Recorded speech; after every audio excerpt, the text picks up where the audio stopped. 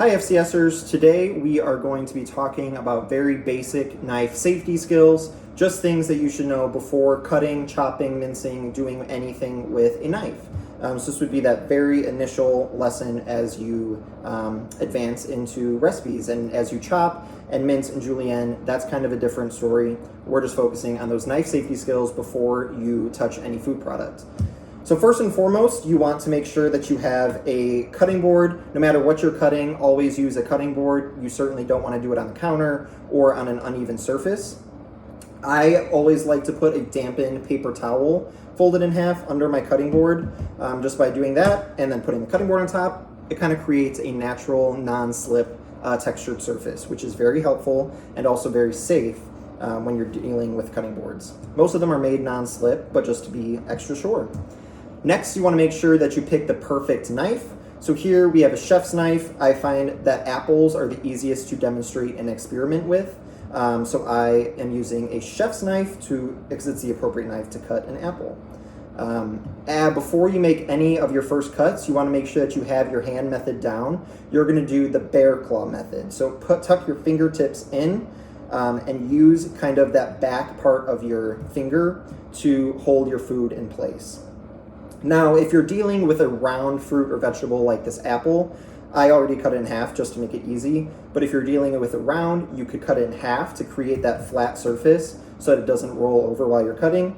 Or just on that side, use a very small cut on that side so that it creates a flat surface on the other side.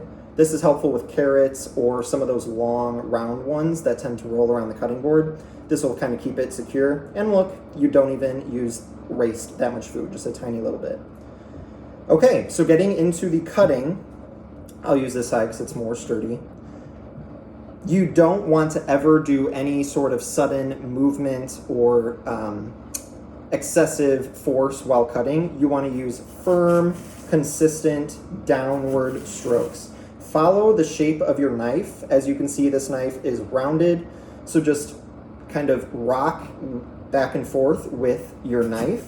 Again, those firm, consistent pressure, it will help you a lot so that you don't have to make a sudden cut and hurt yourself or, God forbid, somebody else. Which reminds me, before cutting, you also want to establish your safety circle. I kind of put both arms out as just a point of reference to make sure that nobody's nearby.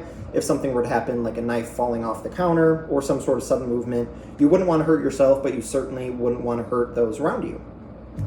So now, after we're done cutting or chopping or doing whatever skill that we're working on, you would want to bring this immediately to the sink and wash it. If you're in a classroom where you have to walk through a space, always carry your knife downward and outward. You certainly wouldn't want to walk like this.